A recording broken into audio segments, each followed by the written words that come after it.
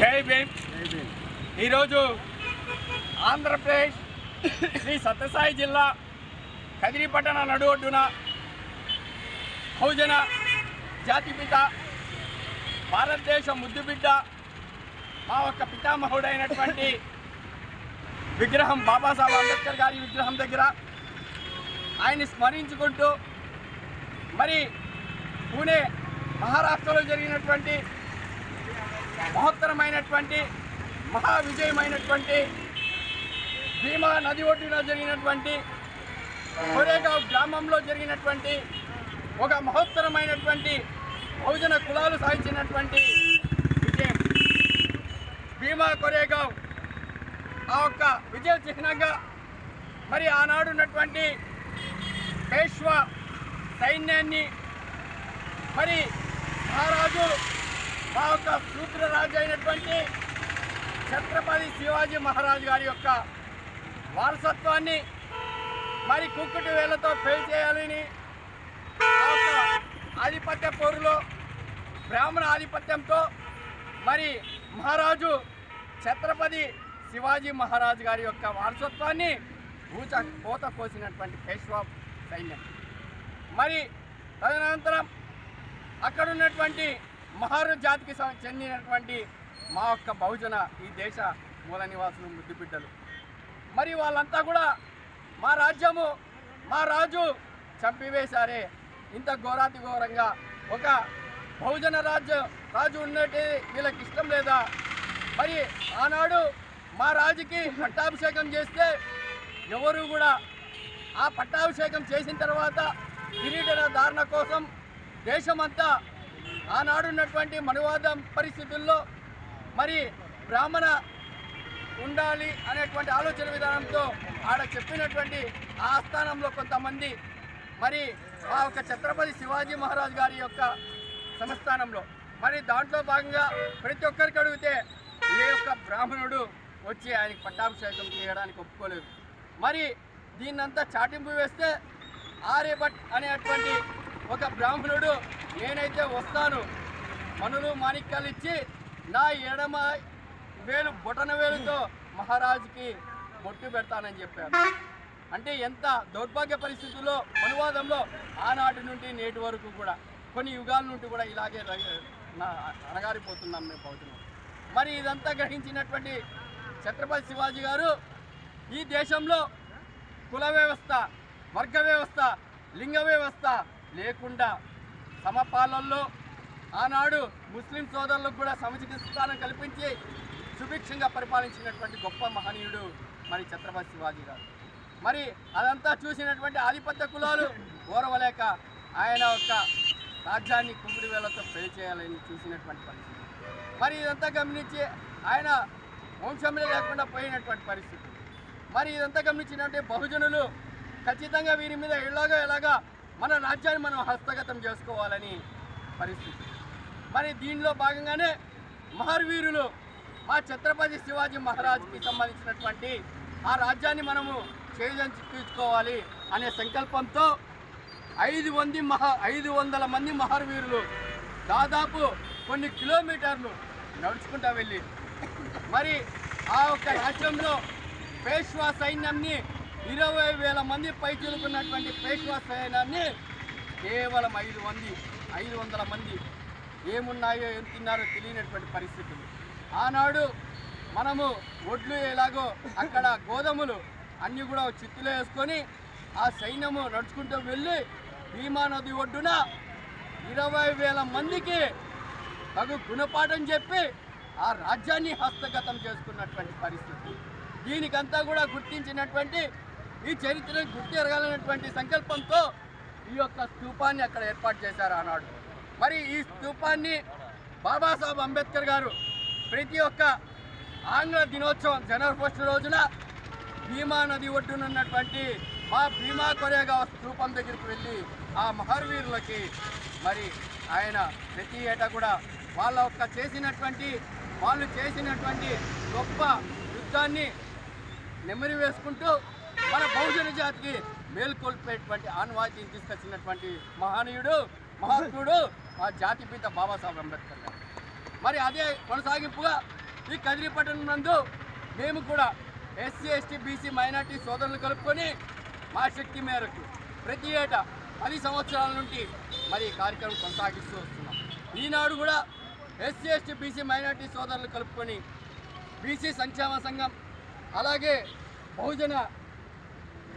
అలాగే రజక మిత్రులు మరి ఒడ్డెర మిత్రులు మరి అలాగే మా సంఘ మిత్రులు ఆంధ్ర బహుజన ప్రజా పరిరక్షణ సేవా సమితి ఆధ్వర్యంలో ఈరోజు బీఎస్పీ పార్టీ ఇర్ఫాన్ గారు అందరూ కలుపుకొని మరి ఇక్కడ ఈ యొక్క స్తూపాన్ని స్మరించుకుంటూ ఆనాడు మహర్వీరులకి శ్రద్ధాంజలి ఘటించి ఆ యొక్క ఉద్యమ స్ఫూర్తితోనే భవిష్యత్తులో కూడా బహుజన రాజ్య స్థాపన కోసం మేమంతా పనిచేస్తామని ఈ సందర్భంగా తెలియజేసుకుంటూ ప్రతి ఒక్కరు కూడా ఇది నాకేమీ అనుకోకుండా ప్రతి ఒక్కరు కూడా ప్రతి సంవత్సరం జనవరి 1 రోజున ఇలాంటి వాడ గ్రామాన ఏ రోజైతే భీమా కొరేగావ్ స్తూపాన్ని మనం ఇలా పెట్టుకొని ఉత్సవాలు జరుపుకుంటామో ఆ రోజే బహుజన రాజస్థాపన అని మేమంతా గ్రహిస్తున్నాం.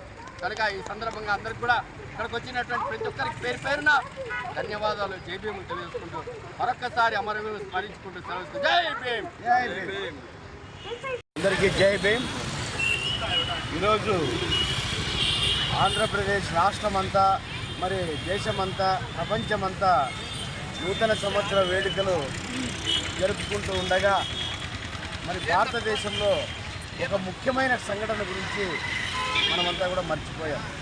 మరి జనవరి 1వ తారీఖున మన భారతదేశంలో మరి మరాఠా ప్రాంతంలో మరి భీమా నది ఒడ్డున మరి కొరేగావ్ అనే ప్రాంతంలో ఒక ముఖ్య సంఘటన జరిగింది. అది ఏమంటే బహుజనుల మధ్య మరి బ్రాహ్మణుల మధ్య ఆధిపత్య కులాల మధ్య జరిగినటువంటి ఒక గొప్ప సంఘటనని మనం ఈరోజు గుర్తించుకోవాలి. మరి సుమారుగా 1818వ ప్రాంతంలో ఆ రోజు ఒక గొప్ప యుద్ధం అయితే జరిగింది. మరి ఆ యుద్ధానికి కారణమైనటువంటి సంఘటనలన్నీ కూడా మన హరి బాగా వివరించారు. అయితే అప్పుడు జరుగుతున్నటువంటి ఏవైతే అగ్రవర్ణ కులాలు మరి కింద స్థాయి దారిద్ర్య రేఖ దిగున ఉన్నటువంటి చిన్న కులాల మధ్య జరుగుతున్నటువంటి పోరాటంలో భాగంగా మరి మరాఠా యోధుడైనటువంటి మన ఛత్రపతి శివాజీ వంశస్థుల్ని మరి వారి యొక్క వారసుల్ని అవమానించే విధంగా బ్రాహ్మణులు అప్పుడు జరిగినటువంటి సంఘటనలో మరి గొప్ప మరాఠా యోధులైనటువంటి సుమారు 500 మంది యోధులు మరి విశ్వ అనే బ్రాహ్మణ జాతికి చెందినటువంటి వారిని సుమారుగా 20,000 మంది అని చెప్పాడు మా తమ్ముడు. 20,000 మందిని మట్టు కనిపించినటువంటి సంఘటన మరి జనవరి 1వ తారీఖున మరి భీమా కొరేగావ్ సంఘటన. మరి ఆ సంఘటన గుర్తుగా మరి బహుజనవాదం బలపడాలని ఇప్పటికీ కూడా భారతదేశంలో మరి అణగారిన వర్గాలు మరి ఆధిపత్యం కోసం మరి రిజర్వేషన్ల కోసం మరి విద్యా ఉద్యోగ ఆర్థిక రాజకీయ రంగాల్లో బహుజనవాదులు ప్రజలు ఎంతోమంది కొట్టుమిట్టాడుతున్న సందర్భంలో నేటికి కూడా అగ్రవర్ణ కులాల యొక్క ఆధిపత్యం చలాయిస్తూనే ఉన్నారు. మరి ఇలాంటి సంఘటనలు మరి భీమా కొరేగావ్ అనే సంఘటన ఒక చరిత్రలో నిలిచిపోయేటటువంటి సంఘటన. ప్రతి సంవత్సరం కూడా మరి భీమా కొరేగావ్ సంఘటన గుర్తు చేసుకుంటూ ఆ సంఘటనలో చనిపోయినటువంటి మరి అమరవీరులకు మరి ఆ రోజు జరిగినటువంటి విజయోత్సవం ఏదైతే పీష్వా వారిపై నెగ్గి మరి మన బహుజనవాదం గెలిచిన రోజు మరి ఆ రోజు సంఘటన గుర్తుగా మరి భీమా కొరేగావ్ ప్రాంతంలో ఒక విజయోత్సవ స్తూపాన్ని కూడా ఏర్పాటు చేయడం జరిగింది. ఇది భారతదేశం అంతా కూడా తెలియాల్సినటువంటి సంఘటన. ఈరోజు మనం మరి న్యూ ఇయర్ వేడుకల్లో చేసుకోవాల్సిన సందర్భంలో ఇలాంటి గొప్ప విషయాల్ని మరి వెలుగులోకి తీసుకురావడం చాలా ప్రతి ఒక్క భారతీయుడు కూడా స్పందించాల్సిన విషయం. భీమా కోరేగావ్ యొక్క సంఘటనని మరి తలుచుకొని రానున్నటువంటి రోజుల్లో మరి వారి యొక్క పోరాడి గెలిచినటువంటి సందర్భాన్ని ప్రతి ఒక్కరు కూడా పుణికిపుచ్చుకొని రానున్నటువంటి రోజుల్లో బహుజన యొక్క ఐక్యతని చాటి బహుజనవాదం గెలవాలని కూడా ప్రతి ఒక్కరు కూడా కోరుకుంటూ ఈ భీమా కోరేగావ్ యొక్క స్థూపాన్ని విజయోత్సవ కార్యక్రమాన్ని ఈ కార్యక్రమాన్ని ఇచ్చేసినటువంటి మన హరి, మన శివకుమారు, అదేవిధంగా మన ఇర్ఫాను, తమ్ముడు సాయిశ్రీ, మన శ్రీనివాసులు, మరి ఈ కార్యక్రమానికి వచ్చిన ప్రతి ఒక్కరికి కూడా వారు పేరు పేరున ఇలాంటి బృహత్ కార్యక్రమానికి నన్ను కూడా ఇన్వైట్ చేసినందుకు ప్రత్యేకమైనటువంటి ధన్యవాదాలు తెలియజేస్తున్నాను. ఎస్సీ మైనార్టీ నాయకుల యొక్క ఆధ్వర్యంలో మన మహారాష్ట్రలో భీమా నది ఒడ్డున జరిగినటువంటి కోరేగావ్ చిన్న గ్రామంలో జరిగినటువంటి భీకరమైన యుద్ధానికి ఒక ప్రత్యేక న్యూ ఇయర్ సెలబ్రేషన్స్ కన్నా మనం ముఖ్యంగా గుర్తుపెట్టుకోవాల్సిన అంశం ఏమంటే ఈ యొక్క కోరేగావ్ జరిగిన ఈ యొక్క గ్రామంలో జరిగినటువంటి బ్రాహ్మణాధిపత్యానికి శూద్రులకు జరిగిన భీకరమైన యుద్ధంలో మన శూద్రుడు ఒక ఘనమైన విజయాన్ని సాధించడం జరిగింది. ఆ యొక్క ఘనమైన విజయానికి చేయడంగానే ఈరోజు ఆ ప్రాంతంలో స్తూపాన్ని ఏర్పాటు చేయడం జరిగింది. ఇప్పటికైనా మనం ఒక విషయాన్ని గుర్తించేసుకోవాలా, పాశ్చాత్య దేశాల యొక్క నడవడక కాదు, మన దేశంలో జరిగినటువంటి మన ప్రాంతంలో జరిగినటువంటి ఈ యొక్క మహారాష్ట్రలో జరిగినటువంటి ఈ యొక్క ఏదైతే ఈ యొక్క యుద్ధం ఉందో ఆ యుద్ధానికి ప్రతీక ఈ యొక్క స్తూపం నిర్మించబడింది.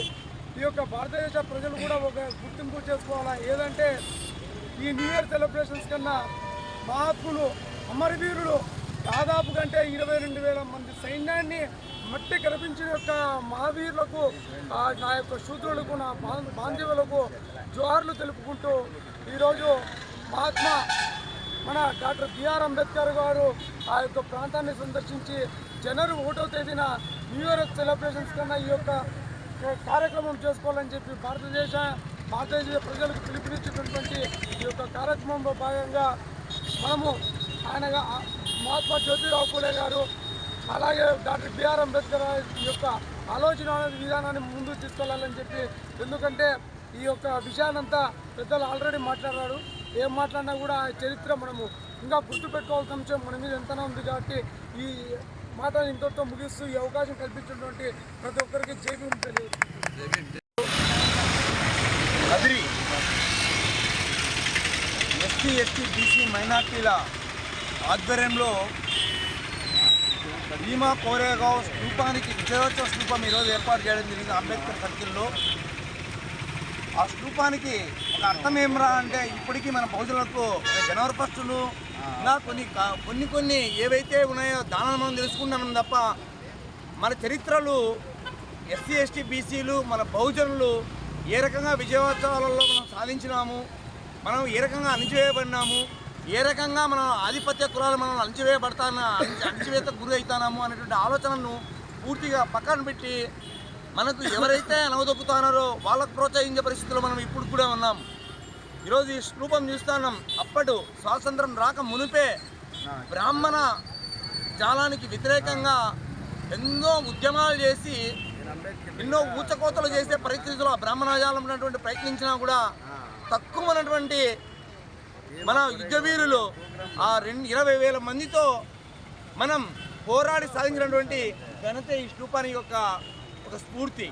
ఇట్లాంటి కార్యక్రమాలు అనేకంగా ఈ స్వాతంత్రం వచ్చినప్పుడు కానీ ఇట్లాంటి విజయోత్సవాలు కానీ ఈరోజు ఎస్సీ ఎస్టీ బీసీ మైనార్టీలు ఎక్కడ కూడా జరుపుకునే దాంట్లో పూర్తిగా వెనుకంజలో ఉన్నారు. మన చరిత్రను ఒక రకంగా తెలుసుకోవాల్సిన అవసరం ఉంది.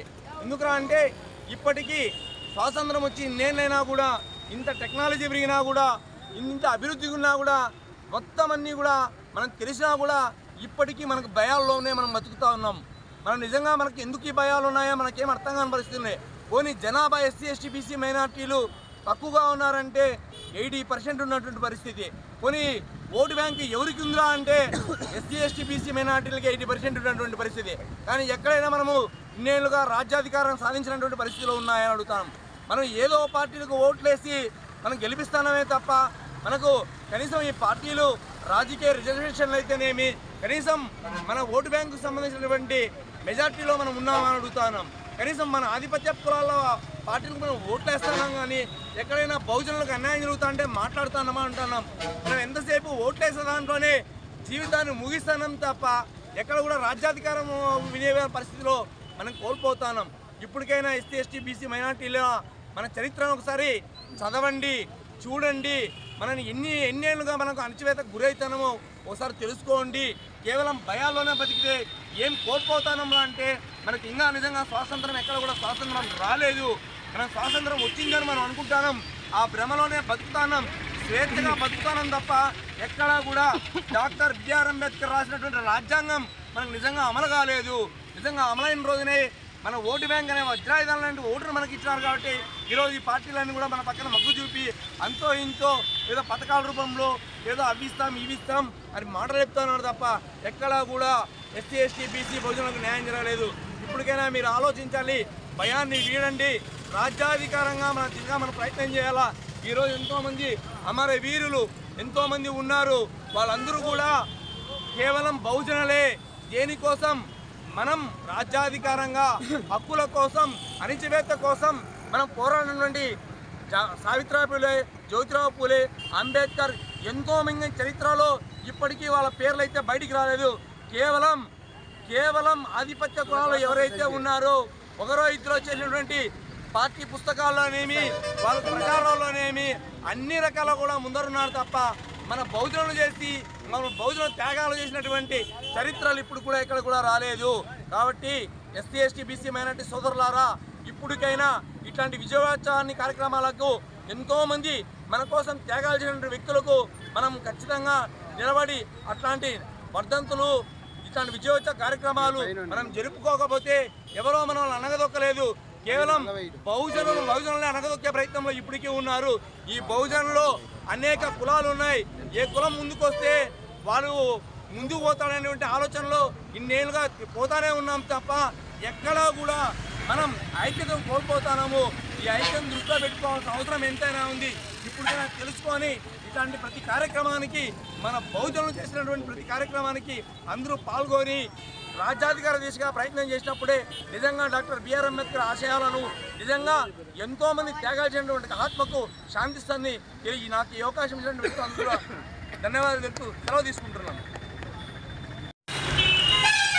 పట్టణంలో బహుజన పరిరక్షణ సేవా సమితి ఆధ్వర్యంలో మరియు బహుజన సంఘాల ఆధ్వర్యంలో ఇక్కడ ఈ భీమా కోరేగాం యొక్క విజయాన్ని మనము స్మరించుకుంటూ ఈరోజు అంబేద్కర్ గారికి మరియు భీమా కోరేగాం యొక్క చిత్రపటానికి పూలారం వేసి గుర్తు చేసుకోవడం జరిగింది. మన భారతదేశంలో 1818లో పీష్వాలకి 22,000 మంది పీష్వాలకి, అదేవిధంగా బహుజనులైన 500 మందితో జరిగిన యుద్ధంలో 22,000 మంది పీష్వాలకు 500 మంది బహుజనులు యుద్ధం చేసి ఆ రోజు బ్రాహ్మణ యొక్క ఆధిపత్యాన్ని ఆ రోజు రూపుమాపడానికి వారు చేసిన కృషిని ఈరోజు మనం ఈ యొక్క స్తూపంలో చిత్రపటాన్ని పూలారం వేయడం జరిగింది.